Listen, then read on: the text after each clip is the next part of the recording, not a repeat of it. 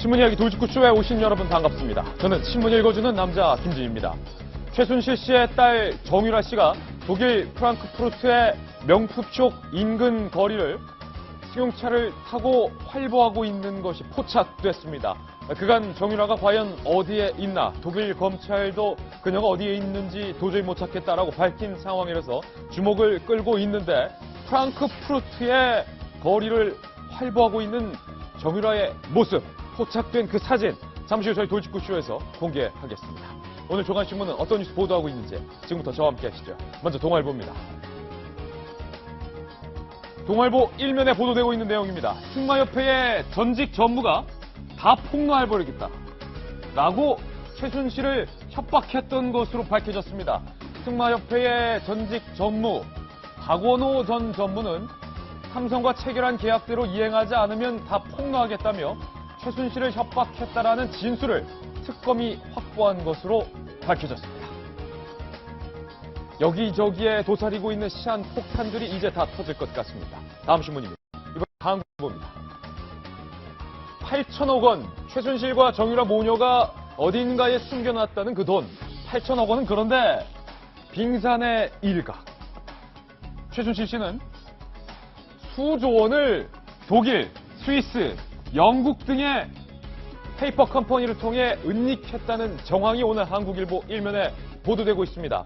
독일 검찰도 수조 원의 재산을 어디에 축적해놨다라는 것을 첩보하고 수사 중이다, 이렇게 밝힌 만큼 최순실 씨가 국내로 서둘러 귀국했던 이유도 결국 몇 년 형살고 이 재산을 고스란히 차지하기 위해서 아니냐라는 분석과 관측까지 나오고 있습니다. 잠시 후 상세히 짚어보겠습니다. 다음 신문입니다. 이번엔 조선일보입니다. 박근혜 대통령이 한밤중에 국토부 장관에게 전화를 걸어서 미사리가 어떠하냐, 미사리 개발을 검토하라 라고 지시를 했던 것으로 밝혀졌습니다. 그런데 그 미사리 땅, 최순실 씨가 소유하고 있는 부동산 인근 지역입니다. 검찰에 따르면 박근혜 대통령이 2013년 9월쯤 평창에서 동계올림픽도 열리니 서울 근교에 체육시설 하나 만들라 라고 밝힌 곳이 미사리. 평창과 미사리는 너무 떨어져 있는 것 아닙니까? 미사리는 카페가 많은데. 다음 신문입니다. 이번엔 경향신문입니다. 정유라가 독일 프랑크푸르트 시내를 BMW 승용차를 타고 활보하고 있는 모습이 포착됐습니다. 그 사진, 이 사진입니다.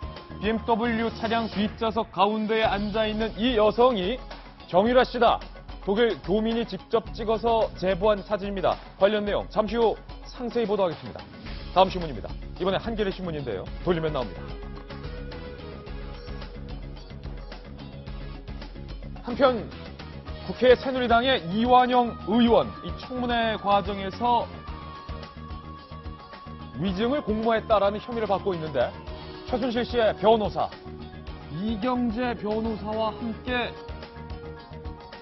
정겹게 술을 마시고 있는 사진이 어젯밤 늦게 공개됐습니다. 박영선 의원이 공개한 겁니다. 이완영 의원과 최순실의 변호사 이경재 변호사는 원래부터 친했던 사이였습니다. 과연 이완영 의원에게 제기된 그 의혹들, 위증을 공모했다, 사실일까요? 잠시 후 다뤄보겠습니다. 다음 신문입니다. 오늘 뭔가 공개된 사진들이 많네요. 서울신문입니다. 특검이 정유라 씨에 대해서 지명수배를 내렸습니다. 최순실의 입을 열기 위한 우회 압박 작전이다, 이렇게 말했고요. 외교부는 정유라의 여권을 무효화하는 작업에 착수했습니다. 정유라 씨가 여권마저 무효화된다면 불법 체류 신분이 되게 됩니다. 다음 신문입니다. 이번엔 중앙일보인데요. 역시 돌리면 나옵니다. 정치권 얘기 한번 해보겠습니다. 여당에 있는 충청도 의원 13명 중에 7명, 무려 절반 이상이 반기문 유엔 총장이 친박당 안 오면 탈당하겠다, 비박 쪽으로 가겠다라는 발언을 밝혔습니다. 지금 비박당, 비박신당에 같이 탈당하겠다는 의원의 수가 상당수인데 충청권 의원까지 대거 합류한다면 이 정당 규모 꽤 커지겠습니다. 시청자 여러분께서는 지금 고품격 뉴스토크 신문이야기 돌직구쇼를 시청하고 계십니다.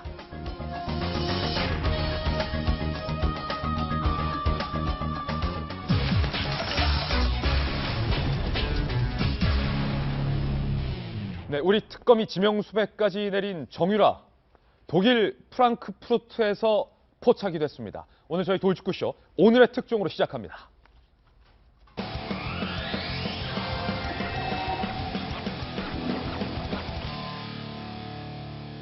루이비통, 에르메스, 샤넬, 구찌 이와 같은 명품 숍들이 빼곡히 들어있는 독일 프랑크푸르트의 중심가 그 괴테 광장을 정유라가 BMW 승용차를 탑승한 채 활보하고 있다는 모습이 포착이 됐습니다. 저희가 준비한 오늘 첫 번째 돌직구 신문 지금 바로 만나보시죠.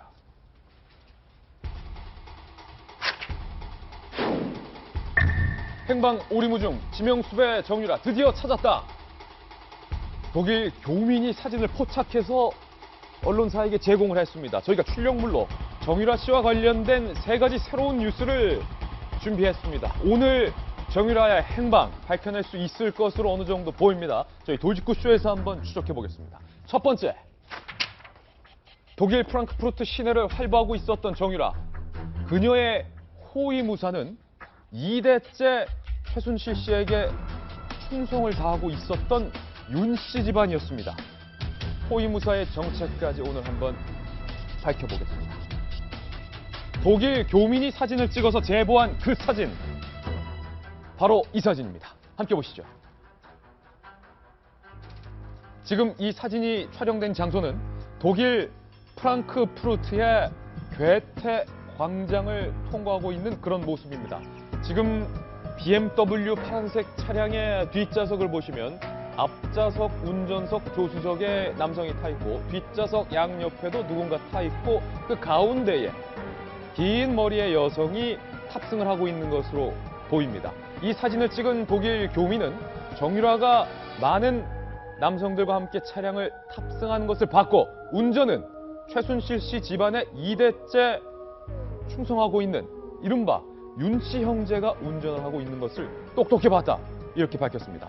정성희 위원님, 우리 특검도 정유라의 행방을 찾기 위해서 지명수배를 내린 상황이고 독일 검찰도 정유라 어디 있는지 좀 같이 한번 하자. 한국 검찰이랑 전국에 공개 수배 내리겠다. 벼르고 있는데 프랑크푸르트에서 명품숍 활보. 사실은 이제 여권 모여 조치가 내린 게 특검 출범 이후고요. 이 사진은 일주일 전에 촬영됐습니다. 다만 이날이 아마 4차 청문회가 열린 날이니까 정유라에 관한 의혹 제기가 있었는데 이렇게 독일 현지 프랑크푸르트 시내에서 목격이 됐고요. 이제 정유라라고 추정할 수 있는 근거는 이 지역이 아마 식당을 가던가 하는 그런 곳이었던 그런 과정이었던 것 같은데, 잘 가든, 최순실과 같이 잘 가든 식당이 있는 오버우어젤, 또 비덱 스포츠가 있는 그 슈미텐과 이제 가까운 지역이고요. 또 운전을 데이비드 윤, 아까 얘기한 대로 윤영식 씨라고 최순실 씨 일가의 독일 정착을 도왔고 이전부터 여러 가지 페이퍼 컴퍼니 만드는 데에 도와줬던 그 사람이 운전을 하고 있고 그 동생이 조수석에 앉아 있었고 또 정유라를 가운데에 놓고 양쪽에 남자 둘이 앉아 있어서 어딘가로 이동하는 장면. 이거에서 알 수 있는 것은 아직까지는 정유라가 독일 내에 이제 있고 아주 크게 그 어떤 활동 범위를 넓히거나 다른 데로 이동하지 않다는 것 정도는 알 수 있을 것 같습니다. 예, 정유라 씨가 아직 독일 프랑크푸르트에 있다, 인근에 있다, 인근을 활보하고 있다. 곳은 확인된 것 같은데 이 BMW 차량의 번호판을 한번 자세히 보실까요? 이 독일 번호판의 특성상 앞자리 뒤에 있는 알파벳은 이 차량이 운행이 되고 있는 소재지를 나타내는데 지금 햇빛과 조명에 반사돼서 자세히 보이지는 않지만 해당 차량의 번호는 H, G, Y, E, 모자이크 이런 번호였는데 앞에 HG는 독일의 오버우어젤, 슈미텐 등 프랑크푸르트 북쪽의 호흐타우누스 크라이스 지역의 차량을 뜻한다고 합니다. 그런데 이 인근 오버우어젤에는 방금 말씀하셨던 것처럼 최 씨 모녀가 자주 가던 한식당이 있고 더군다나 독일 스포츠 회사인 비덱도 인근하고 있다. 윤 씨 형제, 윤태곤 실장님. 하고 아는 분들은 아니고요. 윤 씨가 책임지고 얘기하세요. 하여튼 이 프랑크푸르트가 얼마 전에 우리 한번 그런 이야기 했지 않습니까? 칼스루해 쪽에 있는 것 같다. 칼스루해하고 가까워요. 한두 시간 정도 거릴 겁니다. 예. 그 이제 인근에 계속 있는 것 같고, 이 윤 씨 형제는 데이비드 윤 같은 경우에 아버지가 윤남수 씨라고 파독 광부 출신입니다. 아, 윤씨 형제의 아버지는 파독 광부다. 예, 근데 이분이 이제 제독일 한인 협회장을 지냈고, 2006년인가 그 박 대통령이 독일에 가서 출마 선언을 할 때, 그때 뭐 최순실 정윤회가 따라갔니 뭐 안 갔니, 뭐 김기춘은 그걸 아니 모르니 그 논란이 됐던 그 행사를 이제 전반적으로 어레인지하고 준비하고 그랬던 분이에요. 그래서 이 집안이 박 대통령뿐만 아니라 이 최순실 씨 가문하고 좀 대를 이어가지고 인연을 많이 맺고 있고, 그리고 조금 더 거슬러 올라가자면은 그 세계일보를 통해 가지고 인터뷰할 때 세계일보의 유럽 쪽에 있는 핵심 인물 SC라는 인물이 또 이제 관여했다 이런 이야기가 예. 나오는데, 그 SC하고 데이비드 윤 집안하고도 끈끈한 관계가 수십 년째 이어지는, 그래서 지금 이제 이분들이 독일에서의 뭐 우리 뒤에 이야기하겠지만은 사업적인 부분, 페이퍼 컴퍼니 부분까지도 통과를 하고 있는 예. 뭐 전반적인 핵심 인물이라고 볼 수 있겠습니다. 이 사진을 찍어서 제보한 독일 교민 이렇게 말했습니다. 지난 15일 7시쯤 프랑크푸르트 시내에서 정유라와 윤씨 형제 그리고 신원을 알 수 없는 남성 2명 등 총 5명이 BMW 5 시리즈 차량을 타고 가는 걸 목격했다. 차종까지 정확히 구별할 정도면 뭐 확실하게 정유라의 얼굴을 봤다. 뭐 정황상 이렇게 보입니다. 그러면서요. 우연히 이들이 차량에 탑승해 바로 앞과 주변에서 운전을 했다. 이렇게 밝혔고요. 앞자리에 방금 말씀하셨던 것처럼 데이비드 윤영식 씨와 윤영철 씨, 그의 동생 윤영철 씨가 앉았고, 뒷자리에는 가운데 정유라와 남성 2명이 더 앉았다는 거예요. 그러니까 데이비드 윤영철 씨, 윤영식 씨 형제는 그의 아버지 때부터 계속해서 이 최순실 씨의 집안과 긴밀한 관계를 맺고 있었던 건데, 김병미 의원님, 지금도 정유라를 어떻게 보면 호위무사처럼, 어떻게 보면 운전기사처럼, 어떻게 보면 수행비서처럼 지금 독일 검찰도 찾고 있는 정유라를 꼭꼭 숨기는 역할을 지금 운전하고 있는 윤씨 형제가 하고 있는 건데, 김병미 의원님, 네. 이 최순실 씨의 강남 카페, 테스타로사라는 카페 네. 기억하십니까? 그렇죠. 이 테스타로사, 강남에 있는 카페와 외국에 있는 커피 원료의 계약을 중개한 사람도 이 윤씨 형제입니다. 데이비드 윤이었다라는 예. 얘기들이 나오고 있는 거죠. 결국은 이와 같은 최순실 씨의 국정농단 사태의 핵심 인물로 볼 수 있는 사람들이 있고요. 또 정유라 씨가 여기에 또 핵심 인물로 볼 수 있는데, 정유라 씨는 대한민국에 들어오지 않고 있잖아요. 예. 그리고 정유라 씨가 독일에서 단순하게 도피 생활을 하는 건지, 아니면 최순실 씨가 갖고 있던 자금을 어떻게든 회피시키기 위한 노력을 하는 건지, 증거를 인멸하는 건지, 무슨 일을 하는지 아무도 알 수가 없습니다. 아니, 독일에 있는데 네. 최순실 씨 카페, 강남 카페를 좀 오픈해주기 위해서 자기가 오스트리아로까지 가서 대신 원정 계약까지 맺어줬다. 그러니까 그 정도까지 상황이라면 어찌 보면은 단순하게 범죄를 도와주는 정도의 협조자에 그치는 게 아니라 더 나아가서 한 단계, 이건 뭐라 그래요? 협력 관계라고 얘기를 해야 될까요? 굉장히 큰 관계에 있는 건데, 지금 정유라 씨 같은 경우는 이제 여권 무효 조치를 시키는 과정을 통해 갖고 결국은 범죄인으로 취급을 받을 수밖에 없는 건데, 이런 사람들이 옆에서 도와주는 사람까지 처벌받을 수 있는 거거든요. 그래서 언제까지 저런 식으로, 지금 현재 저 사람이 정유라 씨인지 네. 아닌지는 확실하지는 않습니다만은, 적어도 데이비드 윤을 비롯한 이 윤 씨 형제들이 정유라 씨를 비호하고 있다라는 여러 가지 정황 증거들이 있기 때문에, 앞으로는 어떤 방식으로 정유라 씨를 더 이상 비호할 것인지, 아니면 정유라 씨가 말 그대로 이제는 저런 도피 생활을 청산하고 대한민국으로 들어올 것인지를 좀 지켜볼 필요가 있는 것 같습니다. 예, 아까 이 BMW 5 시리즈의 번호판, 독일 번호판의 특성을 설명하던 중이었는데, HG는 이 차량이 등록된 소재지, 그리고 이 뒤에는 독특하게 독일 같은 경우에는 알파벳 한 글자를 차량 소유주가 원하면 지정을 할 수 있다. 그래서 아마도 이 Y자는 윤씨 형제의 이니셜 Y를 딴 것으로 보인다. 그리고 분명히 운전석엔 윤씨 형제가 타고 있었다. 그렇죠. 외국에서는 번호판을 좀 자유롭게 할 수 있는 부분이 있죠. 그래서 이제 우리나라 사람들 중에 그 번호판에 관심 있는 사람들은 굉장히 좀 부러워하는 제도이기도 하는데요. 그건 약간 좀 격가진 것 같고, 이 데이비드 윤이라는 사람이 되게 중요한 거는 이제 이 최씨 일가에 대해서 사실상 집사 역할을 했기 때문에 그 모든 어떤 돈의 흐름이라던가 이런 걸 잘 알고 있는데. 독일 정착도 도와주고. 그렇죠. 예. 독일의 삶에. 그리고 그 거의 독일 사람처럼, 그러니까 한국 사람처럼 보이지 않는다고 하고요. 독일에 예. 워낙 오래 살았기 때문에 이제 거의 네이티브라고 볼 수 있는 거죠. 근데 이제 두 가지 포인트가 하나 있는 것 같은데요. 일단은 1992년부터 이 그 최순실 씨 같은 경우는 거기 가서 여러 가지 이제 뭐 식당이나 이런 걸 좀 하려고 여러 번 이제 알아봤다고 합니다. 그리고 실제 사업을 여러 번 하려고 했었고 왔다 갔다 하면서 그러면서 이제 그 과정에서 거기 뭐 언어도 통하고 거기 현지 에 대해서 잘 알고 있는 데이비드 윤이 그 모든 그 집사 역할을 예. 다 했던 거죠. 그래서 그 지금 뭡니까 이 카페 그 테스타로사 2015년 1월에 만들어졌는데 그 직전에 가서 그 오스트리아에 가서 이 그 판권을 사기 위해서 계약한 사람도 데이비드 윤. 근데 이게 왜 중요하냐면 이 카페 같은 경우는 이제 현금 흐름들이 되게 많잖아요. 예. 그렇기 때문에 이제 현금 흐름이 좋은데다가 두 번째는 자금 세탁용으로 쓸 수 있다라는 거고 또 하나 참 재밌는 발언이 나왔는데 K스포츠 관계자가 이런 얘기를 했다고 하죠. 이 K스포츠 클럽이라는 걸 전국 220곳에 예. 이제 클럽만 체육관 정확히는 체육관인데 K스포츠 체육관을 전국 220곳에 만들려고 했고 체육관을 만들면 1층에 우리 카페 이탈리아 같은 게 늘 있잖아요. 그렇죠. 그러니까 거기에 이제 이 카페를 넣으면 거기 부대 사업이니까 수익금이 엄청나다는 겁니다. 카페 테스타로사. 그렇죠.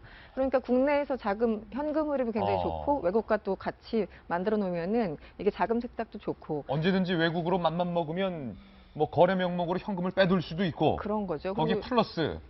그래서 저는 근데 이 220이라는 숫자도 우리나라 그 기초 지자체 개수가 226개 아니겠습니까? 그래서 예. 기초 단체장마다 하나씩 이 체육관을 세우려고 했던 것은 아닌가 뭐 이런 생각. 그래서 이게 또 조직과도 연결되나 뭐 이런 생각까지 해봤는데 어쨌든 자금 흐름이라는 거, 자금 세탁이라는 거, 현금 흐름이라는 거 이 세 가지의 단어가 이제 응축된 게 바로 이 카페가 아닌가 싶습니다. 오늘 저희 돌직구쇼에서 정유라의 행방과 최순실 정유라 모녀의 재산 형성 과정에 대한 내용 집중적으로 보도를 해드릴 텐데 이때 주목해야 할 것이 바로 독일과 스위스 인근 그리고 윤 씨 형제 그리고 비자금 이런 단어들에 좀 주의를 하셔서 뉴스를 같이 따라오시면 좋을 것 같습니다. 데이비드 윤이 과연 누구인지 저희가 간략하게 정리를 해봤는데 함께 보시죠. 수배자 정유라의 호위무사 데이비드 윤은 누구인가? 한국명 윤영식. 저 파티 장면에서 머리가 흰색 머리. 모자이크를 저희가 쳤지만 딱 봐도 한국 사람 같지는 않다. 주변 사람들은 그래요. 독일 사람 같다. 파독광부 출신인 아버지 윤남수 씨에 이어서 2대째 최 씨 모녀의 독일어 교사 및 정확하게 말하면 집사 역할을 해왔다. 이게 더 정확할 것 같습니다. 1992년 이후 독일에서 페이퍼 컴퍼니를 설립해서 최 씨의 조력자 역할을 해왔다. 2015년 최순실의 강남 아지트 테스타로사 빨간머리 한국말로 하면 오스트리아 원정 계약도 도맡아 진행을 했다는 건데 이기진 전 의원님 지금 최순실의 재산을 은닉해주는 과정과 그리고 그의 딸 정유라를 숨겨주는 과정에 분명한 집사 역할을 하는 조력자가 있다. 그리고 아직 그는 프랑크푸르트에 있다. 저는 그 엄청난 돈 얘기가 이제 자연스럽게 나오는데 국민들이 공분하는 것 중에 하나가 이게 어떻게 나온 돈이냐. 국민의 세금에서 나온 돈이거나 예. 또 기업에서 나갔다 해도 그건 사실은 소비자가 낸 돈에서 이익을 취한 돈이고 그렇죠. 그러면 국민의 돈이에요. 근데 그걸 조금의 돈도 아니고 어마어마한 돈을 예. 감춰가면서 이런 짓을 하고 있고 지금 수사가 진행 중인데 이번 사태에 대해서 상당한 열쇠를 쥐고 있고 사람들 국민들이 공분하는 그 대상자인 최순실 씨의 딸이 독일에서 지금 이렇게 아직 활보하고 있는데 이제 겨우 여권을 무효화하는 조치를 하겠다 뭐 이런 게 이제 나가는데 예. 이게 혹시 정치권이나 특검팀에서 꼭 정유라를 무서워하는 것 같아요? 정유라를 무서워하는 것 같다. 아니 진작 무슨 건이라도 걸어서 일단 귀국시켜야 되는 거 아니에요? 예. 근데 뭐 이제 막 여권 무효하겠다 무슨 엎어 놓듯이 마치 일할 테니까 빨리빨리 숨길 거 숨겨 이런 시간을 주는 것 같기도 하고 실제로 왜 최순실 이렇게 씨가 귀국을 해서 국민은행 창구를 돌아다녔어요. 그러니 말이에요. 충분히 뭐 또 상상이 가지 않아요? 저 사람들이 기술적으로 이미 다 해놓고 마무리하고 뭐 장치 다 해놓는 거 주면서 이제 여권 무효를 하겠다는 뭐 엄포 비슷한 얘기를 퍼뜨리고 이거 왜 빨리 못하는지 나는 그게 참 답답합니다. 그리고 예. 오늘 정유라의 소재지를 찾은 것도 결국은 교민의 제보로 언론이 역할을 하고 있다는 것도 흥미로운데 예. 그래서 이어지는 정유라의 행방과 최정 이 두 사람의 재산 형성 두 번째 의혹입니다. 어제 한국일보에서 일면에서 최순실 씨와 정유라가 8천억 원의 재산을 해외에 은닉하고 있다 보도해드렸는데 오늘 후속 기사가 나왔습니다. 8천억 원은 빙산의 일각이었다. 최대 10조 원. 최대 10조 원. 많이 부풀려져 있을 거라고 저희들은 생각하지만 이것저것 합쳐도 8천억은 훨씬 더 많은 재산이라는 건데 한 검찰 출신의 변호사가 최순실 씨의 은닉된 재산에 대해서 이렇게 밝혔습니다. 보세요. 최순실 입장에선 몇 년만 옥살이하고 나서 독일로 건너가서 그 쌓아둔 재산 8천억이든 10조든 다 꿀꺽하면 그만인다. 검찰 출신의 변호사는 이렇게 밝혔습니다. 김병민 의원님. 예. 한국일보에서 어제는 8천억 원, 오늘은 10조 원. 근데 페이퍼 컴퍼니만 수백 개고 예. 그걸 다 합쳐보니까 최소 몇 조 원은 될 것이다. 독일 검찰이 이렇게 보고 있다는 거예요. 최대 10조 원까지도 갈 수 있다라고 예. 보고 있기 때문에 저는 지금 이 태블릿 PC가 최순실이 썼네 안 썼네 이런 거 갖고 다투는 게 중요한 게 아니라 정말 이렇게 어마어마한 비자금들을 형성해서 자금 세탁을 하고 해외에다가 유령 회사를 설립하고 있는 최순실 씨의 이러한 국정농단이 사실인지 아닌지를 밝혀내고 그 돈이 진실이면 끄집어낼 수 있는 역할을 하는 게 지금 이게 굉장히 중요한 때가 네. 됐다라고 보여지거든요. 여기서 이제 어떤 의혹까지 제기를 하냐면 최순실 씨가 독일에서 어느 날 제 발로 한국에 들어옵니다. 예. 우리가 생각했을 때는 그때 여러 가지 고민들을 했었던 거잖아요. 아, 더 이상 도망 다니기가 어려운 상황이 왔기 때문에 한국으로 돌아오게 되는구나라고 생각을 했고 오늘 일부 언론에서 제기하고 있는 내용들은 독일의 형량을 계산해 보니까 독일에서 재판받는 것보다는 한국에 와서 재판을 받는 게 형량이 좀 줄 거다. 이게 일사부재리의 원칙이 대한민국과 독일에 같이 적용이 된다는 거예요. 예. 그러니까 같은 죄를 갖고 자금 세탁 이 혐의를 가지고 한국에서 처벌을 일부 다 받게 되면 독일 검찰에서 똑같은 거로 처벌을 못 한다는 겁니다. 어허. 그러니까 우리나라에서 몇 년 옥살이 정도 대충 하고 다시 독일로 건너가면 이렇게 쌓아놓은 재산 관리하면 되겠지라는 생각을 갖는다는 건데 예. 여기에 한 단계 더 나간 의혹을 제기하는 사람도 있어요. 어떻게 해요? 뭐냐면 최순실 씨 입장에서는 몇 년 옥살이 하는 게 중요한 게 아니라는 겁니다. 그동안 쌓아왔던 어마어마한 재산을 지키는 게 중요한데 최순실 씨가 한국으로 돌아와서 있는 한 달여 되는 기간 동안 우리는 모두 최순실의 일거수일투족에 관심이 갔잖아요. 예. 그렇게 관심을 끄는 동안 최순실 씨의 독일에 있는 조력자들이 이 은닉된 자금들을 정리하는 과정을 거친 게 아니냐라는 의혹까지 나오는 상황입니다. 지금 이계진 전 의원이 제기한 의혹과 김병민 의원 아니 주장하는 의혹이 그러니까 같아요. 그러니까 확인해줘요. 예. 최순실 씨가 그랬다면서요. 저 종신형인가요? 종신형이 되면 그 계획이 물거품이 돼요. 예. 그러니까 종신형을 제일 두려워하는. 예. 그러니까 조금 살고 가면 그 재산을 활용할 수 있는, 누릴 수 있는 때가 온다. 근데 종신형 되면 안 되니까 종신형인가요를 물어봤다면서요, 신 씨가.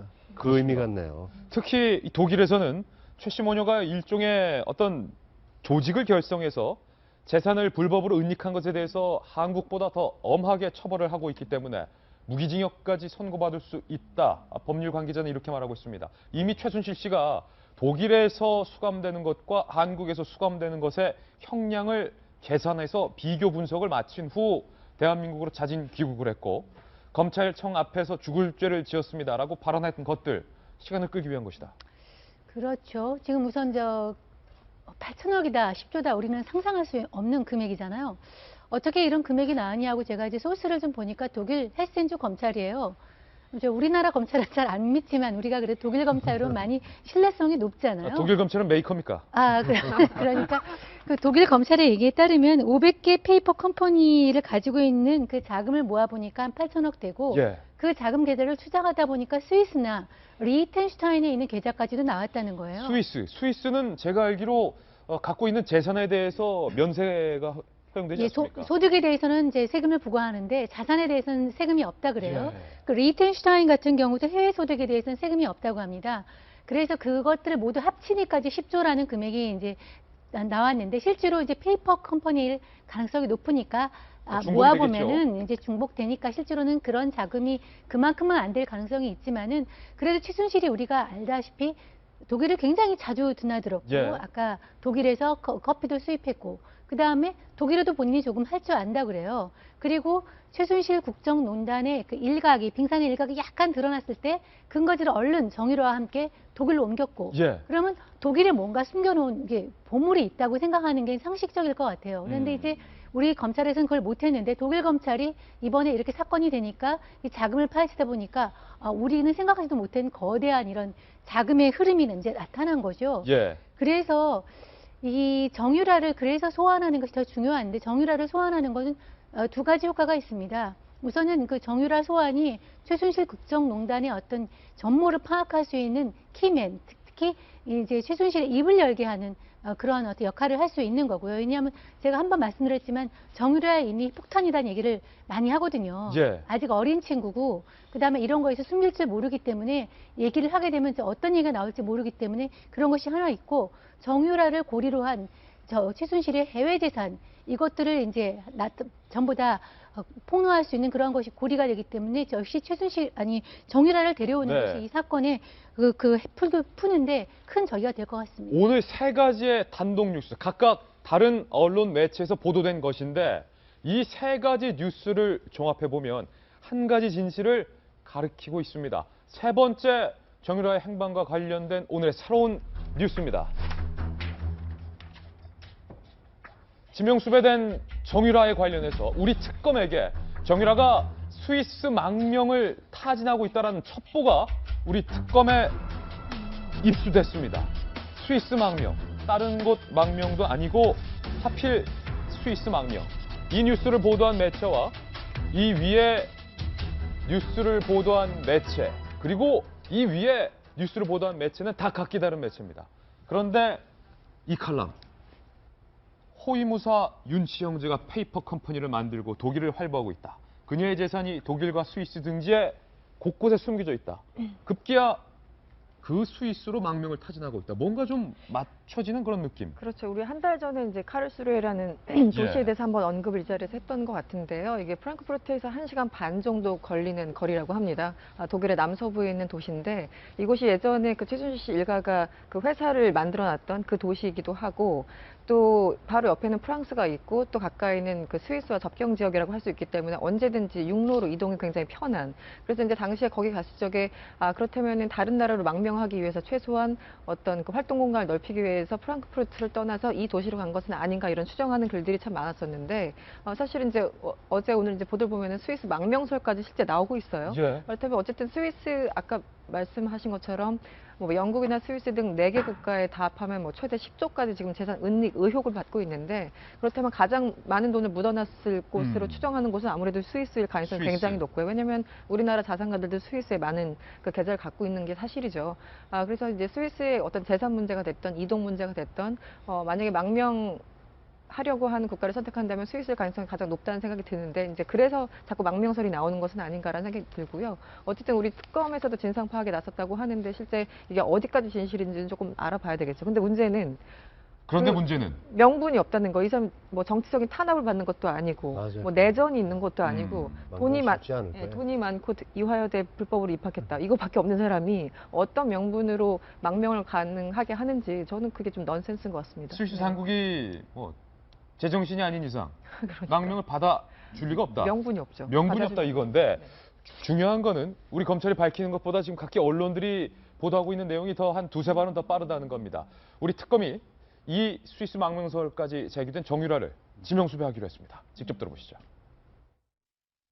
특검은 정유라에 대한 체포영장을 발부받아 기소중지 조치와 동시에 지명수배를 하는 등 후속 절차를 취하였습니다. 따라서 향후 정유라에 대하여 국내외에서 도피 등 편의를 제공하거나 증거인멸을 시도할 경우 형법상 범인 도피, 범인 은닉 또는 증거인멸에 해당될 여지가 높다는 점을 강조드립니다. 네, 이규철 특검보 단호함이 마음에 듭니다. 잘했습니다. 인상을 팍 쓰면서 정유라를 도와주는 사람도 처벌할 것이다. 이규철 특검보의 이 단호함, 특검이 지금 뭐 칼을 갈고 있다. 그렇죠. 어제 저 발표의 예. 의미는 공식적으로 사법 공조를 할 수 있는 길이 열렸다는 겁니다. 왜 일전에 이제 그런 보도 있었지 않습니까? 독일 검찰이 아니 한국에서 연락 온 거 없는데요. 뭐 연락 오면 우리는 적극 협조할 준비가 돼 있는데 연락 온 게 없다라고 했는데 이렇게 돼서 사법 공조가 되고 그리고 뭐 냉정하게 말하면 정유라 씨가 꼭 독일에 없을 수도 있거든요. 이게 EU 차원으로 확대가 될 것이고 아까 이제 입성 칼럼니스트 이야기했지만은 스위스에서 뭐 망명을 받아들일 가능성은 극히 낮죠. 하지만 이 전례가 한 명 있는 게 유섬나 씨 있지 않습니까? 예, 유병헌 씨의 네. 셋째 딸이었죠. 예. 이게 유섬나 씨가 이제 프랑스에서 계속 이제 머무르고 있는데 이런 유럽에서는 한번 절차가 가동이 되면은 말하자면 뭐 접수 같은 게 돼도 시간을 쭉 끌 수 있거든요. 그런 망명이라든지 이런 부분에 대해 가지고 심사를 한다는 명분으로 그래서 좀 조속히 빨리 돼야 될 것 같고 10조 원 이야기는 제가 생각할 땐 그럴 것 같습니다. 이게 페이퍼 컴퍼니니까 돈이 돌고 돌지 않습니까? 그거는 이제 좀 연 거래액이 아닌가 싶은데 해도 해외에 도피한 돈이 있을 거로 의심이 되는 게 이런 게 있어요. 최순실 씨가 형제지간이 복잡한데 그 동복 형제한테만 재산이 많이 가 있잖아요. 그럼 이제 최순득, 최순실, 최순천인데 예. 자세히 봤을 때 그때 보면은 최순실 씨의 재산이 딴 형제들보다 아주 작아요. 맞아요. 최순천 씨는 뭐 한 3천억, 최순득 씨는 한 1,000억 되는데 드러난 자산이 예, 적다는 한뭐 거죠. 200 몇십억, 200 몇십억 엄청 큰 돈이지만은 왜 이분만 이렇게 작을까라고 조금 의심을 가졌는데 이쪽에 있다라고 하면은 뭐가 이제 맞아 떨어지는 거죠. 드러난 논리상, 개연성상 이 최순실 씨의 형제 중에서 최순실 씨가 단연코 압도적으로 자산이 많아야 하는 것이 영향력도 제일 높고 그렇지 상식인데 않습니까? 예. 드러난 재산은 가장 적다. 그렇다면 어딘가에 숨겨져 있는 것이 바깥에 확실하다. 있을 가능성이 높다는 거죠. 이거 다 국고 환수해야 되지 않겠습니까? 이전 의원님. 법에 따라서 해야 되겠죠. 우리는 법치 국가니까 감정으로 할 수는 없을 거예요. 예. 아무리 그가 죄인으로 지금 보이더라도 결과가 나오면 법에 따라서 해야 되고 그거 환수하는 조치를 게을리하면 국민이 분노할 겁니다. 맞습니다. 네. 정유라 씨의 독일 현지에서 포착된 뉴스들 보도해드렸습니다. 이번엔 또 다른 의혹과 또 새롭게 폭로된 사진에 대해서 저희가 집중 보도해드리겠습니다. 저희가 준비한 다음 돌직구 신문입니다.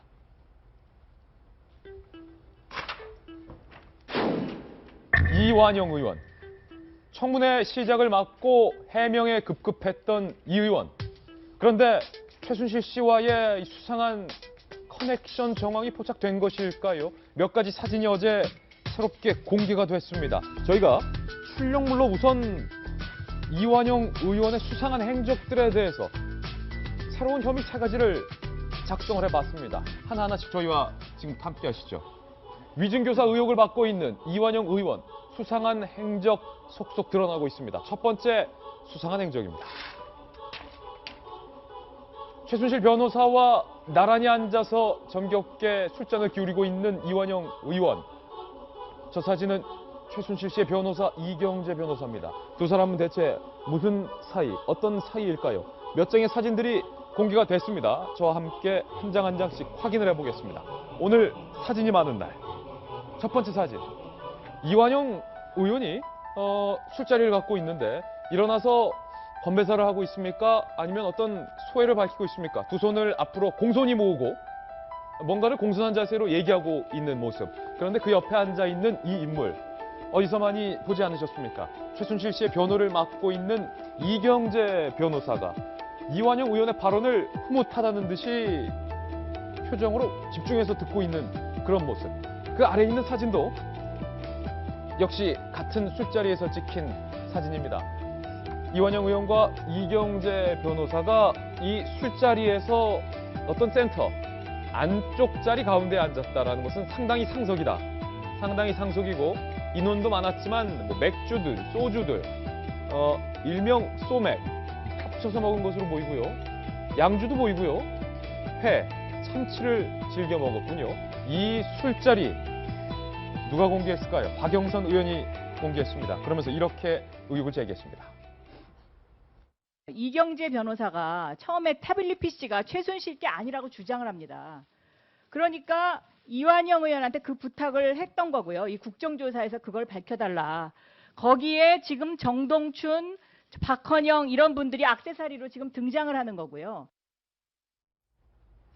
이 사진, 이경재 변호사와 이완영 의원이 적어도 친분은 있었다. 그런데 한 가지, 윤 실장님, 이 사진이 찍힌 시점이 너무 오래전이라는 것, 2013년이라는 거죠. 그렇죠. 이게 그러니까 제가 알기로는 고령군 향후에 카페에 예. 있는 것을 네티즌들이 찾아가지고 박영선 의원한테 제보한 걸로 알고 있습니다. 별거 다 찾죠. 박영선 의원을 돕고 있군요. 그리고 여기에 안 나온 거지만은 또 그 고령 관련된 이제 지역 인터넷 매체에 있는 데는 이정국 씨라고 우병 그 전수석의 인물도 등장하는데 저는 이렇게 생각해요. 이 모임 자체는 이게 딱 봐도 무슨 호합한 술자리라든가 그런 것은 아니고 예. 그냥 이제 고향이 같은 분들끼리 뭐 즐거운 시간을 보내는 것 같은데 동네 모임이다. 예, 거꾸로 방증하면은 관계가 오래되고 스스럼 없고 끈끈하다. 예. 이런 식으로 이야기할 수 있는 거겠죠. 예. 이완영 의원 같은 경우에는 본인이 이제 계속 결백하다라고 주장을 하는데 뭐 예를 들어서 최교일 의원 같은 경우에 한 발 뺐습니다만은 이완영 의원이 불러가지고 가가지고 나는 정동춘하고 만났는데 이야기가 이상해가지고 빠져나왔다. 예. 뭐 이런 식으로 이야기했고 이만희 의원도 비슷한 식으로 이야기를 하고 있거든요.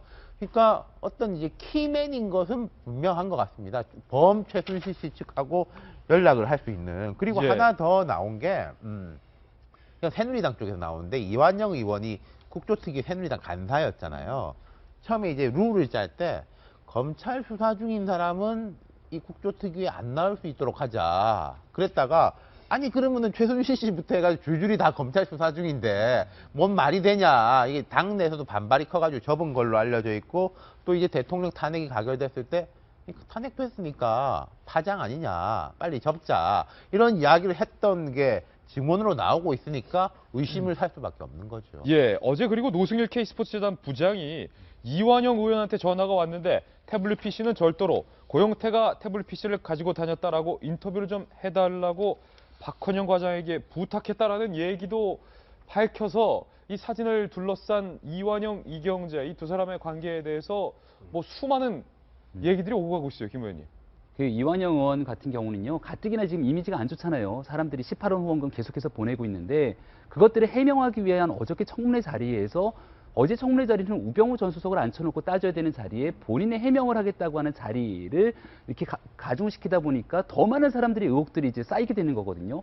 여기에 보여지는 이경재 변호인이라는 사람이 단순하게 최순실의 변호사가 아니지 않습니까?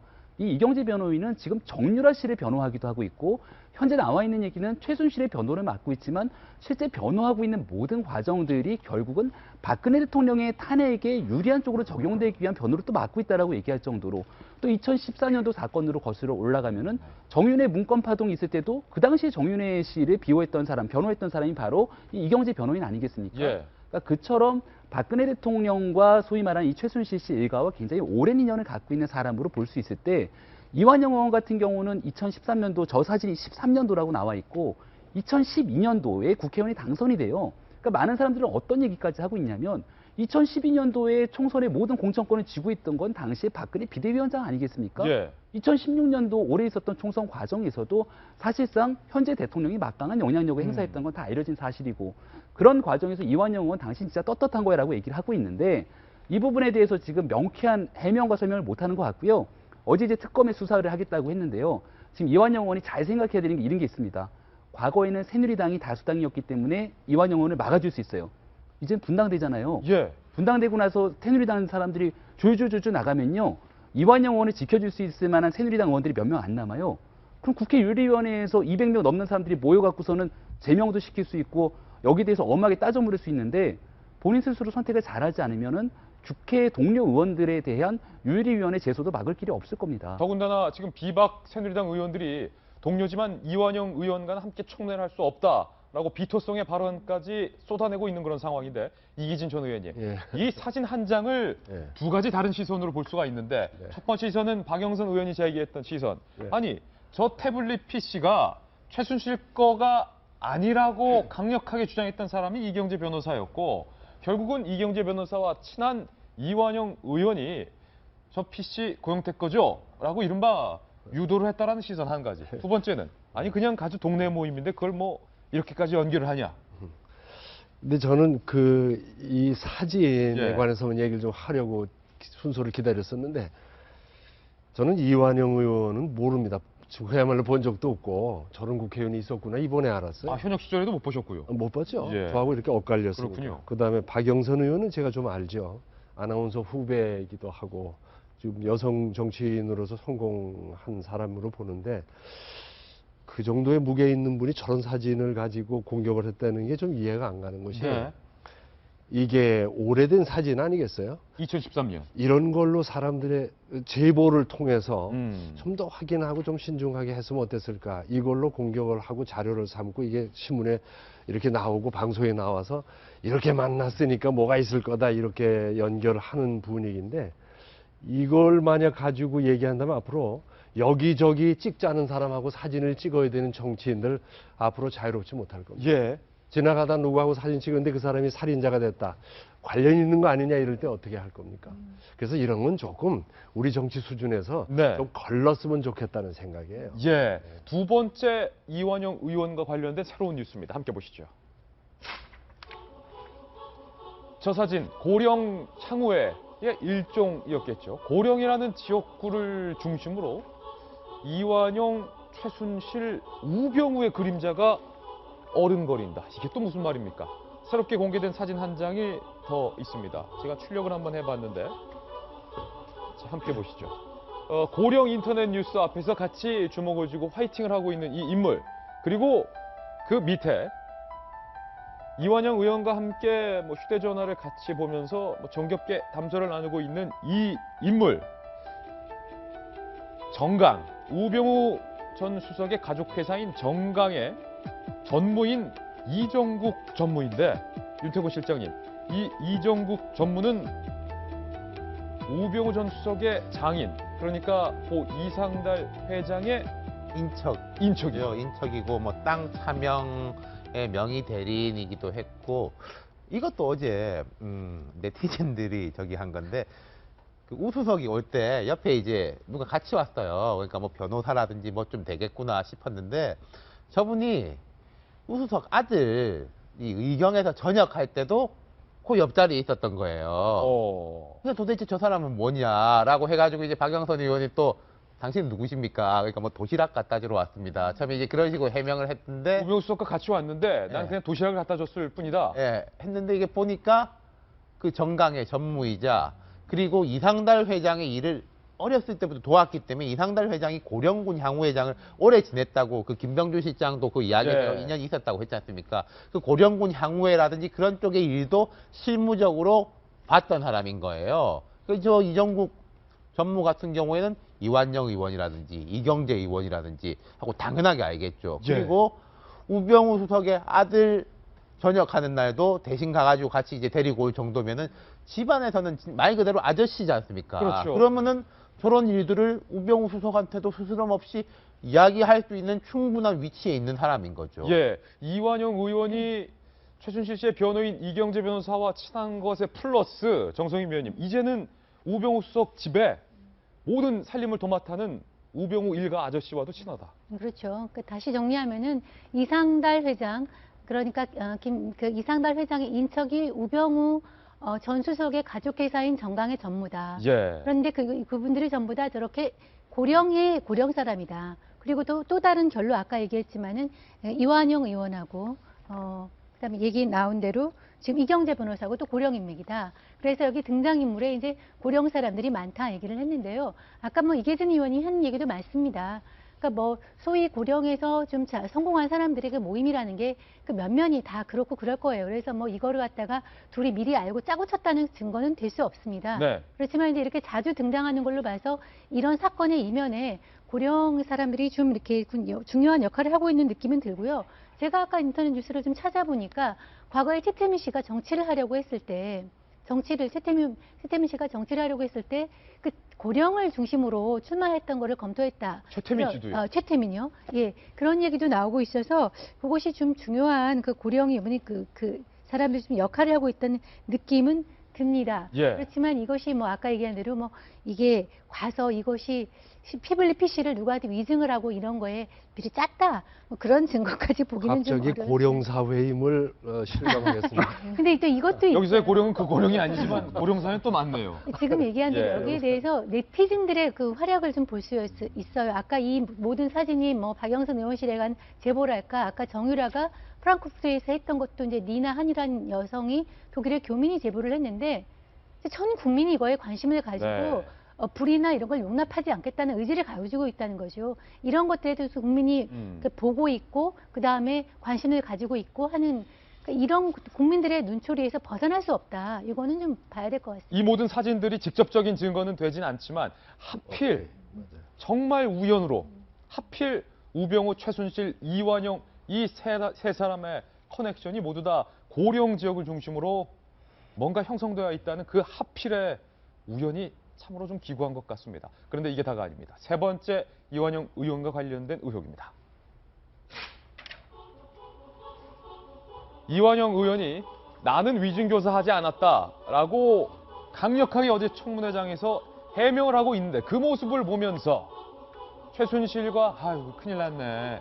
전화 통화를 했던 노승일 전 부장이 폭소를 했습니다. 직접 들어보시죠. 박은영 과장이 고영태가 위정을 해서 위정교사를 만들어냈다. 통화한 기록까지도 밝히겠다라고 어제 언론에 나왔습니다. 본 의원은 조용히 하세요. 발언하는데 위정교사 허위 주장은 기획된 정치 공작이라고 생각합니다. 제보에 의하면 박영선 의원은 12월 초 8일, 12일 고영태, 노성일과 은밀한 만남을 갖고 있습니다.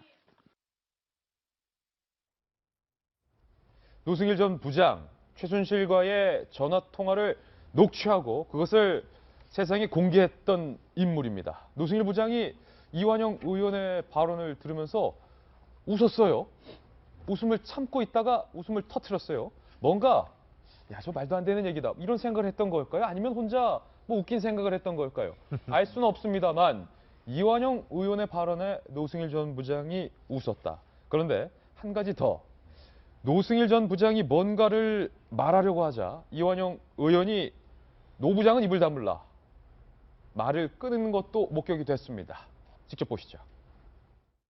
일부러 그런 말을 하라고 이완영이가 얘기한 적 있습니까? 못 들었습니다. 왜 이런 얘기를 했는지 좀 제 입장에서는 따져묻고 싶어서 전화를 했습니다. 노승일 부장 말로는 본인은 그런 식으로 얘기하지 않았다. 노 부장 인정합니까? 박은영 과장 말을 인정합니까? 저도 말할 좀 기회 좀 주십시오. 박헌영 과장하고 통화했을 때 따로 증언하십시오. 언론에 하든지 시간이 제가 없으니까. 뭔가 지금 이완영 의원이 노승일 전 부장의 발언을 막고 있는 분명히 막았거든요. 제지했거든요. 안쓰럽죠. 아니 기본적으로 이 국민들이 엄청나게 관심 갖고 있는 저런 자리에 이게 지금 국민들의 세금으로 지금 청문회 같은 것도 이루어지는 거 아니겠습니까? 그렇다면 시간을 아껴서 정말 정확한 질문을 해도 모자란 시기에 자기 변명하느라 바쁜 거고 네. 앞에 나와 있는 증인한테 혹은 참고인한테 적절한 발언을 끌어내지 못할 망정 하려는 말까지 막고 있어요. 예. 저 사람 저 자리에 있어도 되는 겁니까? 저는 기본적으로 국회의원들이 저 자리에 있을 때 느끼는 게 자신들의 어떤 그 투표권이랄까 발언권이랄까 이런 것들을 권한이라고 생각하는 게 문제인 것 같아요. 그건 예. 의무입니다. 국민을 대신해서 물어보는 게 청문회인 건데 마치 이완영 의원은 자기만의 어떤 시간을 내 어떤 권리대로 권한대로 행사하겠다라는 생각을 갖고 있으니까 저렇게 말도 안 되는 질문과 어떤 행동 패턴들이 나오는 거예요. 예. 그러니까 기본적으로 질문의 취지 자체도 자신을 변호하느라고 그 뭐 7분입니까? 그 질문하는 시간이 그걸 다 써버렸고 그리고 지금 어쨌든 위증교사 의혹을 받고 있으면 거기에 대해서 정확하게 얘기를 해야 되는데 자신한테 유리한 사람한테만 발언권을 줬다는 것 자체가 또 한 번 의심을 살 수밖에 없는 거죠. 저는 기본적으로 이완영 의원이 증인석에 앉아야 된다고 생각하는 사람인데 예. 왜 제척하지 않는 건지 참 의문입니다. 예. 저 문제에 대해서 짤막하게 한마디만. 이게 제도와도 관련된 이야기인데 국회 출입하신 기자분들 잘 아시지만은 발언 7분 또는 10분, 15분이면 엄청 긴 시간이고 청문회가 원래 외국에서 리스닝이라면서요? 예. 히어링? 리스닝이라고 그러나? 듣겠다. 좀 듣겠다. 청문회 듣는 시간인데 오히려 말하고 다그치고 뭐 이런 시간으로 쓰는 게 돼버렸어요. 예. 그러다 보니까 아까 노승일인가 그 사람이 말할 때 그 말을 충분히 들을 시간을 사실은 줘야 돼요. 줘야 된다. 위원장이 왜 제지하느냐 듣자. 그리고 시간을 더 주겠다. 뭐 이렇게 예. 운영을 해야죠. 위원장 재량으로 근데 얼마나 이렇게 되니까 이완영 의원은 의도와 달리 내 시간 없다. 너 당신 가만히 있어. 이것이 다른 의도로 해석될 수도 있는 거예요. 그래서 청문회는 좀 정말 말할 수 있는 사람들이 말하는 걸 듣고 저게 새빨간 거짓말인지 진실인지 듣는 그런 제도를 좀 바꿨으면 좋겠어요. 예. 노승일 전 부장의 어떤 증언을 이완영 의원이 무언가를 막으려고 했던 건 아니냐. 시간이 없었다기보다는. 이런 의혹도 새롭게 제기되고 있어요. 그러니까요. 이게 그 이계진 의원님 말씀하셨지만 그래서 요새는 이제 좀 많이 바뀐 게 7분은 자기 질문 시간만 7분으로 하고 답변 시간은 빼거든요. 그런 데도 있어요. 예. 근데 이제 이완영 의원이 막 오전에 절해가지고 오후에는 안 왔죠. 그냥 뭐 재척을 시키니 많이 이야기를 하고 김성태 위원장이 특검이 수사토록 요청하겠다 이렇게 해가지고. 예. 특검이 그럼 이완영 의원의 어떤 위증교사, 위증 공모 의혹에 대해서도 들여다 뭐 이완영 볼 의원 가능성도 개인이라기보다는 그 부분에 예. 대한 뭐 말 맞추기 논란에 대해서 들여다볼 수 있겠죠. 그렇군요. 이완영 의원의 의혹과 관련돼서 다뤄봤습니다. 이번에는 어제 청문회에서 풀지 못한 새로운 의혹 두 가지가 또 새롭게 제기됐습니다. 의혹을 풀려고 만들었던 청문회 자리가 오히려 새로운 의혹만 가중시켰습니다. 저희가 만든 다음 돌직구 신문입니다. 우병우에 휘둘린 맹탕 청문회. 우병우 수석과 관련된 얘기는 어제 하루 종일 뉴스를 통해서 접하셨을 테니까 오늘 저희 돌직구쇼는 어떤 곳에서 나오지 않은 새로운 의혹에 대한 뉴스를 보도해드리겠습니다. 또 출력물로 만들었습니다. 새롭게 드러난 핵심 의혹 크게 두 가지. 첫 번째 의혹부터 함께 보시죠. 이완영 의원의 어떤 자기 변명에 실수했던 노승일 전 부장이 판도라의 상자를 열었습니다. 폭탄 발언을 하면서 추가 폭로까지 예고했는데요. 노승일 전 부장의 폭로부터 직접 들어보시죠. 이 우병우 증인께서 네. 최순실을 모른다고 하십니다. 예. 혹시 K스포츠 일하시면서 네. 이 우병우 증인이 정말 최순실을 모를까요? 진실은 국민이 알야 된다고 생각합니다. 얘기 아는 거 있으시면 좀 얘기해 보시죠. 차은택도 모르신답니다. 너무 파장이 클 것 같아서. 얘기하십시오. 노병일 여기서만 여러분이 보호받을 수 있습니다. 파장이 크다고 노승일 증인님 얘기하십시오. 답변을 안 하시면 안 예, 됩니다. 제가 보호해 드릴게요. 저도 들은 내용입니다. 네. 들은 내용 그대로 말씀드리겠습니다. 네. 차은택의 그 법조 조력자가 네. 김기동이라는 얘기를 들었습니다. 네. 그러면 김기동을 누가 소개시켰느냐? 우병우 수석이 소개시켜줬다고 네. 그렇게 전 들었습니다. 네. 들은 내용입니다, 이건. 지금 우병우 수석의 이름이 나오니까 우병우 전 수석이 메모를 하다가 고개를 들어서 노승일 전 부장을 보는 모습까지 봤는데 김기동, 차은택이 법률적으로 도움을 받고 있다는 우병우 수석이 차은택에게 소개시켜줬다는 그 김기동, 이 누굽니까? 김기동이라는 사람.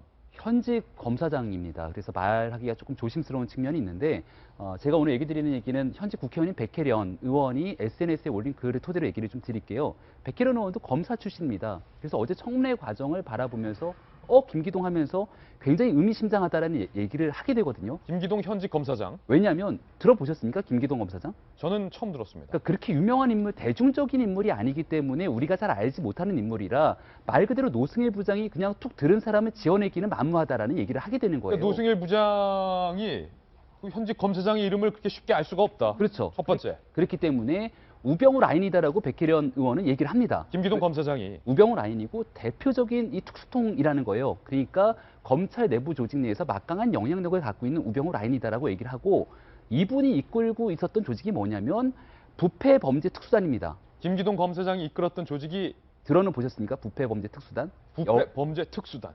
이거를 들어보지 못했더라도 올 여름을 강타했던 대우조선 해양 사건 아마 다 들어보셨을 거예요. 대우조선 해양. 그 대우조선 해양 사건을 파헤쳤던 바로 그분이 김기동 검사장이라는 거예요. 예. 그럼 대우조선 해양이 사실 산업은행을 비롯해갖고 대한민국 경제를 파탄시켰던 주범으로 보면서 도대체 얼마나 많은 정부 인사들이 여기에 개입된 거야라는 의혹들을 파헤쳐야 되는 사람이잖아요. 예. 그것들을 파는 과정에 갑자기 무슨 일이 일어납니까? 뭐 언론 조선일보에서 우병우 수석에 대한 문제를 막 제기하기 시작하니까 갑자기 어느 날 조선일보의 모 주필, 송주필 다 아시잖아요. 송영주필. 송영주필이 대우조선 해양의 이 비리 문제 때문에 갑자기 어느 순간 막 비리 의혹들이 쏟아져 나오는데 여기에 연결된 것이 아니냐라는 의혹을 백혜련 의원이 제공을 하는 겁니다. 예. 그러니까 말 그대로 김기동 검사장이 우병우 수석이랑 뗄 수 없는 관계다라는 것들을 보여주는 사건이라고 얘기를 하는 것처럼 지금 현재로서는 김기동 검사장 같은 경우는 적극 부인하고 있죠. 예. 하지만 부인할 수 없는 사실 하나는 차은택을 만나긴 만났다. 밥 한 번 먹은 게 전부다라는 얘기를 하고 있는 거예요.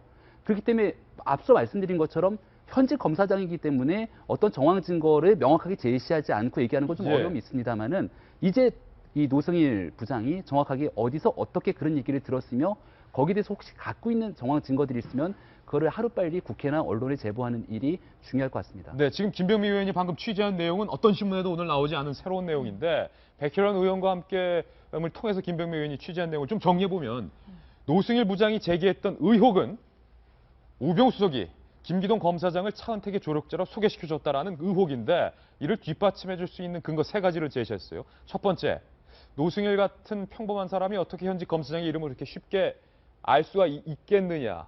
두 번째, 김기동 검사장은 우병우 수석의 라인이다라는 얘기가 있다. 그리고 3번째, 김기동 검사장이 이끌었던 부패 범죄 특수단에서 이른바 대우조선 해양과 관련해서 우병우 수석의 정적이었던 조선일보에 송영 주필을 날렸다. 이게 사실이라면 이수경 칼럼니스트 가정을 하고 말합니다.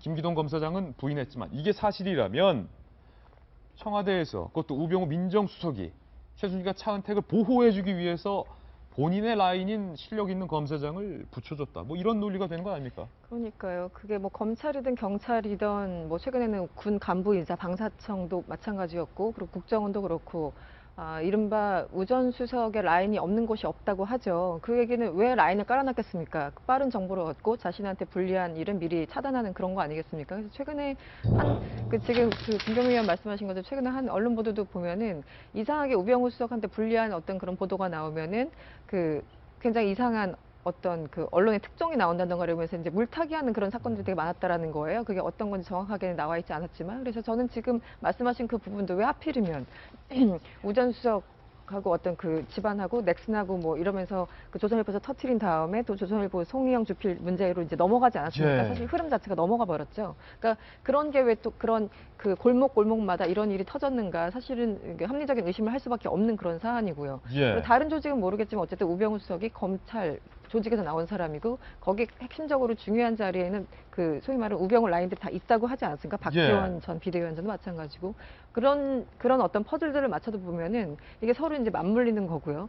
제가 어제 잠시 말씀드렸습니다만 최순실 씨 관련해서도 분명히 알고 있었지만 국정원이든 검찰이든 어디서든 올라오는 어떤 정보를 최순실 씨한테 유리하게끔 그렇게 조리를 하고 요리하는 데 있어서 중간에 굉장히 역할을 하지 않나 이런 의심을 가질 수밖에 없는 그런 상황입니다. 네. 김기동 검사장이 이끌었다는 부패범죄 특수단 대우조선 해양과 관련돼서 현직에 있는 정부 사람이라든지 아니면 전현직 국회의원들과는 뭐 그런 비리 커넥션은 하나도 지금 캐지 못하고 애꿎은 송영 주필의 비리, 뭐 애꿎지는 않지만 송영 비리만 지금 드러난 건데 어제도 지금 제기했지만 우병우 전 수석에게 이른바 공격을 하려 했었던 이석수 특별감찰관 날아갔죠. 최경락 경이 숨졌죠. 한일경이 날아갔죠. 송영 전 이석수 특감이 청문회 나와서 그런 이야기 했지 않습니까? 예. MBC가 자기 이제 조선일보 기자하고 한 거.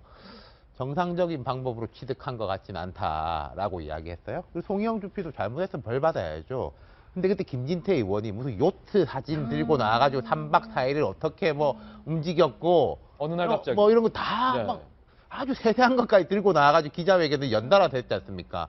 그런 것도 참 의심스러운 거죠. 그게 갑자기 어디서 났을까? 그러니까 아까 말한 그런 커넥션이 그런 거하고 연결돼서 뭐 됐을 개연성이 있는 거죠. 저는 어저께 노승일 원래는 참고인으로 나왔습니다. 증인이 아니었는데 갑자기 이제 증인석에 이제 불려 나와가지고 얘기를 했는데 뭐 지금까지 최순실 국정농단에 박히는데 중요한 역할을 했던 사람이 고영태인데 이제 그 중심층이 노승일로 이제 바뀌는 것 같아요. 이 사람을 좀 주목해서 봐야 될 필요가 있습니다. 우선 우리가 이제 박영선 의원이 공개한 녹취 파일에서 노승일과 최순실의 대화 내용이 이제 드러나지 않았습니까? 저는 이것이 이제 우선 함정을 팠다. 이렇게 얘기를 하는데 최순실 측에서 얘기를 했는데 그게 아니었더라고요. 보니까 이 최순실과 이 노승일과의 녹음은 지난 10월에 이제 녹음이 됐는데 검사 앞에서 전화를 한 거더라고요. 그러니까 검찰에 가서 조사를 받던 중에 검사의 설득에 따라서 검사가 본인 앞에서 최순실에 전화를 한 거예요. 그러니까 본인은 그 전에 배신을 한다거나 이런 생각이 없었던 것 같고 내가 큰일 난다 하니까 보호해 주겠다고 해서 검사 앞에서 했던 것인 만큼 상당히 이제 신빙성이 있고 또 본인에 대해서 PC가 누구 거냐, 고영태 거냐 아니냐 이런 거 하지 말고 청문회 의원들한테 일침을 놨습니다. 제발 좀 본질에 집중해달라. 우리도 지금 격까지 얘기를 하고 있는데 본질에 집중해달라. 뭐냐면은 앞으로는 박근혜 대통령과 최 씨 삼성에 대해서 좀 집중적으로 해달라. 그러면서 이 사건은 박근혜다라는 거대한 사람과 거머리 최순실, 예. 최순실을 거머리 여기를 하면서 하고 또 삼성이라는 거대한 조직 이것이 본질이다. 그러면서 오히려 의원들한테 일침을 놨는데 그 부분이 좀 저는 인상적이었습니다. 직접 들어보시죠. 노승일 전 부장의 두 번째 폭로입니다. 이거 위증이다 아니다 여기 싸울 때가 아니에요 저는. 뭐냐면 거대한 상과 싸워야 돼요. 청와대라는 박근혜라는 거대한 상과 그다음에 박근혜 옆에 있는 거머리 최순실과 그다음에 삼성이라는 데하고 싸워야 돼요 저는. 여기에서 이 국회의원님들하고 싸울 이런 제 계획에는 없었던 거예요 이게. 목소리만 듣게끔 해달라고. 그래서 제가 녹음 버튼을 누르고 통화를 해요. 그렇게만 대처를 취하려고 그랬어요 저는. 본인 술술술술 얘기합니다. 그럼 저는 네네네만 얘기하고요. 그러니까 노승일 전 부장이 제발 최순실의 목소리만 좀 듣게 해달라라고 해서 검사 앞에서 노승일 전 부장이 직접 통화를 하고 배신할 생각 없었어. 내내만 했는데 최순실 씨가 아이고 큰일이네. 왜 안 막았어 그거. 본인이 다 얘기했다는 거예요. 거머리 최순실 이렇게 표현하네요. 이계진 전 의원님. 근데 이번 청문회 또 얘기하지만 왜 했어요? 그냥 더 큰 의문만 남기면서 끝냈네. 그리고 우병우라는 머리 좋은 그리고 심지가 대단히 굳은 그분에게 자기 방어할 기회 자리만 마련해 준 것 같은데 저는 우병우 수석의 그 대응하는 걸 보면서 이분이 국회의원들한테 이겼죠. 진작 그 좋은 머리와 의지로 제대로 대통령 모셨으면 이런 일 안 이런 일 안 일어나잖아요. 왜 다른 일에 신경 쓰느라고 그 좋은 머리를 갖고 이런 분란을 일으키고 국민을 불행하게 하고 왜 이런 사태가 왔습니까? 정말 안 됐습니다. 어제 청문회에서 노승일 전 부장에 주목해야 된다 이 말씀했었는데 두 번째 새로운 인물과 새로운 의혹이 있습니다. 출연물을 통해서 만나보시죠.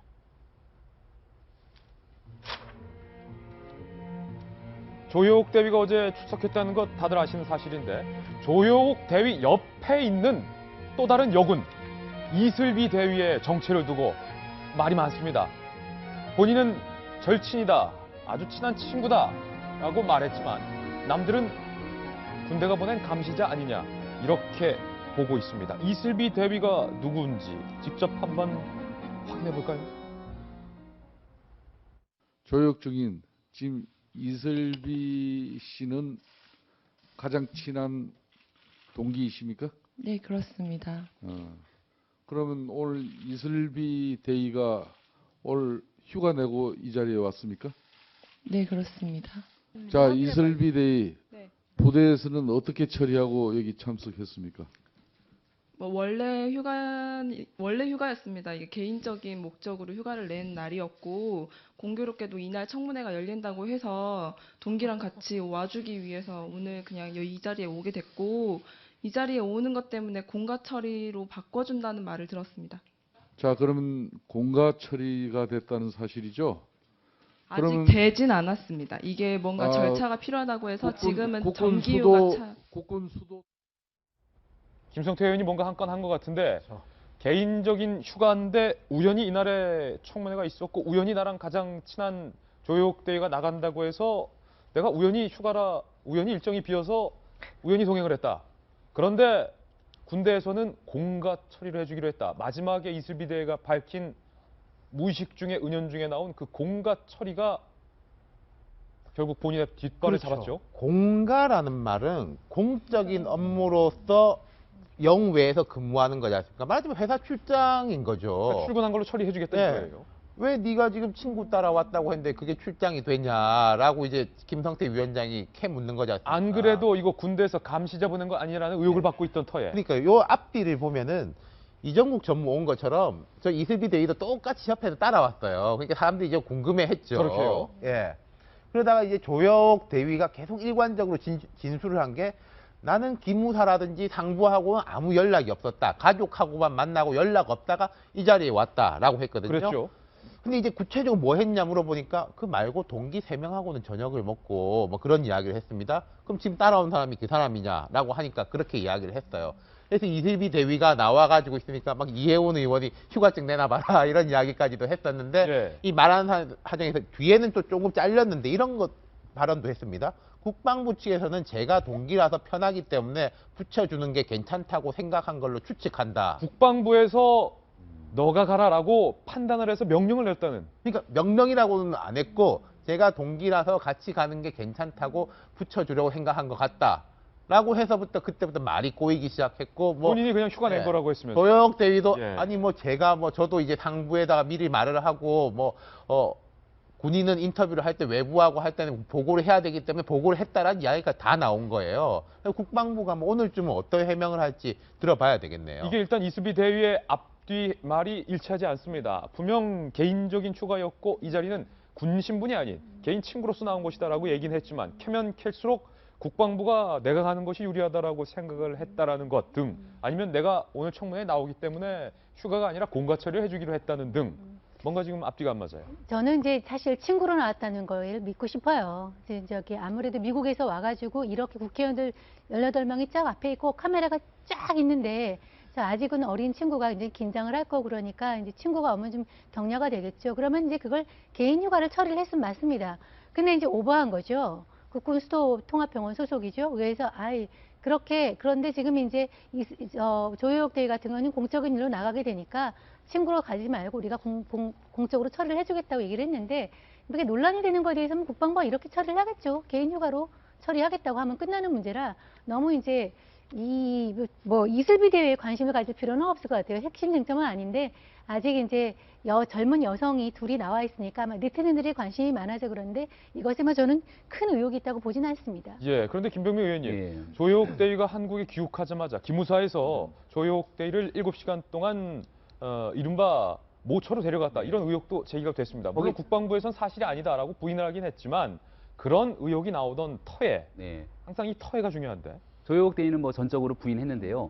근데 조효옥 대위가 만약에 모든 것들을 명명백백하게 이야기를 했고 본인 말에 한 점 흐트러짐이 없었으면은 저 옆에 같이 있는 친구라고 하는 이슬비 대위인가요? 저 사람도 아무 문제가 없었을 거예요. 예. 근데 어저께 청문회장에서 저는 가장 인상 깊게 들었던 대목 중에 하나가 바로 본인이 근무했던 그 공간에 대한 논란 아니겠습니까? 예. 아마 이혜원 의원 질문이었던 거로 기억이 나는데 왜 미국에서 인터뷰를 자청해갖고 얘기를 했을 때는 본인이 그때 의무동에서 근무를 했다라고 얘기를 했고 대통령이 시술을 받거나 한 적이 없다라고 단언을 했다라는 거죠. 예. 근데 어제 청문회장에서 얘기했던 거는 관저랑 붙어 있는 의무동이 아니라 관저랑 수백 미터 떨어져 있는 의무실에 근무했다라는 얘기를 하니까 이혜원 의원이 질문합니다. 뭐라고 질문하냐면 그럼 대통령을 본 적이 없네요. 근데 어떻게 대통령이 그 세월호 7시간 동안 시술받지 않고 했다는 걸 알 수 있죠? 핵심 질문 날렸어요. 라니까 말이 꼬이기 시작하는 거예요. 그렇다면 이 조효옥 대위가 스스로의 판단으로 누구와도 만나지 않고 자기의 일관된 진술을 하는 것이냐 아니면 누군가가 본인한테 직접 전달하는 게 아니면 제3자가 옆에 껴갖고 정부나 국방부의 이야기를 들어갖고 조혜옥 대위에게 이야기를 주는 것이냐에 대한 의구심을 제기할 수 있기 때문에 이 이슬비 대위에 대한 의구심이 커질 수밖에 없었던 대목이죠. 예, 뭔가 석연치 않은 말바꿈, 이슬비 대위 그리고 이 부분에 대한 해명 나와야 될 것 같습니다. 저희가 준비한 다음 돌직구 신문입니다. 이번엔 최순실 게이트와 조기 대선을 맡고 있는 정치권의 지각 변동에 대해서 상세히 보도를 해드리겠습니다. 문재인 전 대표가 계속해서 지지율 1위를 대선 주자 달렸지만 최근 실시된 여론조사에서 새롭게 발표된 여론조사 결과 반기문 유엔 사무총장이 다시 1위를 탈환한 것으로 집계가 됐습니다. 자세히 한번 살펴보실까요? 차기 대선 주자 여론조사 반기문 유엔 사무총장이 23.1%로 현재 조사된 대선 주자 중에서 1위를 탈환을 했습니다. 2위는 바로 문재인 전 대표 22.2%로 근소한 차이로 2위를 기록했습니다. 요 종전에는 문재인 전 대표가 1위, 반 총장이 2위였는데 1, 2위가 지금 바뀌었습니다. 나머지는 이 순서대로입니다. 윤태호 시장님, 반기문 총장이 치고 올라왔어요? 그러니까 박 대통령한테 거리 두고 있잖아요. 그 효과라고 봅니다. 그 뒤에 나오겠지만 이제 비박신당 같은 경우에도 기대를 받고 있는 건 대통령 거리 두면은 올라가게 돼 있어요. 지금 탄핵 찬성, 뭐 박 대통령 지지율이 5%면은 나머지 그때 91%가 비지지였지 않습니까? 그 사람들이 다 야당을 하는 건 아니거든요. 야당도 있지만 그 보수층인데 마음 둘 곳 없는 사람들이 마음이 간 곳. 그러니까 물론 반기문 총장이 저대로 계속 간다는 보장은 없습니다만은 보수층도 이제 우리도 선택지가 있구나라고 눈을 돌리고 있다 이렇게 볼 수 있겠습니다. 또 하나의 여론조사 결과 준비되어 있습니다. 이번에는 정당 지지율이 과연 어떻게 집계가 됐을까요? 아직 신당 창당도 하지 않은 비박계 정당이 정당 지지율 2위를 차지했습니다. 관련해서 뉴스 속보 들어와 있는데요. 비박계 정당이 신당을 창당하면서 잠정적으로 당 이름을 개혁 보수 신당으로 정할 것이다 라는 뉴스 속보 지금 들어와 있습니다. 신당의 가칭은 개혁 보수 신당. 이계진 전 의원님, 아직 창당도 안 한 개혁 보수 신당이 정당 지지율 2위. 이건 또 어떻게 봐야 이게 됩니까? 명칭입니까? 아니면 그게 어떤 그 내관 구호가 될까요? 어떻게 되나요? 정확하진 않지만 가칭이라고 한 걸 봐선 당 이름 같아요. 당 이름 같습니다. 예. 고려민주당은 떨어졌네. 고려민주당은 나오십니다. 그래서 당 이름도 잘 만들고 이름이 중요한 게 아니죠. 개똥이 당이라도 정치만 잘하면 지지율 올라가고 대통령 되는 거예요. 예. 이름이 중요한 게 아니고 당이 중요한 게 아니라 정말 국민을 위하는 당, 자유민주를 수호하는 당, 이런 게서 국민에게 안정감을 줘야 되지 않겠는가. 예, 개혁 보수 신당으로 가칭을 정한 가운데 정당 지지도에서 지지율에서 2위를 차지를 했다. 뭔가 시사하는 바가 있는 것 같습니다. 저희는 60초 광고에 다시 찾아오겠습니다. 잠깐만요. 네, 오늘 저희가 준비한 소식 모두 전해드렸습니다. 벌써 금요일입니다. 이번 한 주간도 정말 고생 많으셨습니다. 그리고 이제 곧 크리스마스 성탄절입니다. 연말인데 행복한 성탄절. 성탄절만큼은 그래도 여러 가지 문제로 나라가 시끄럽지만 마음 맞는 가까운 사람들과 따뜻한 성탄 연휴 보내시길 바라겠습니다. 좋은 성탄절 보내시고요. 저희는 다음 주 월요일 아침 9시에 더욱더 풍성한 뉴스 들고 찾아뵙겠습니다. 오늘 하루는 분명 어제보다 더 나을 겁니다. 시청자 여러분, 메리 크리스마스! Don't keep your secrets to yourself.